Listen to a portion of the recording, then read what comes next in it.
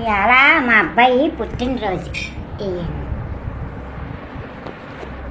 ఇది మా అబ్బాయి, ఇది అట్లా, ఇది చిన్న కొడుకు, ఇది భోజనం.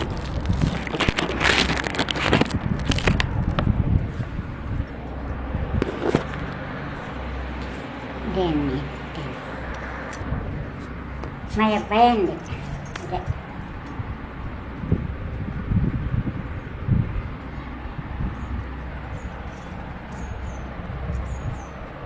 ఈనాడే బాబుని పుట్టినరోజు, ఈ ఇంటికి కొత్త వెలుగు వచ్చిన రోజు, ఈనాడే బాబుని పుట్టినరోజు.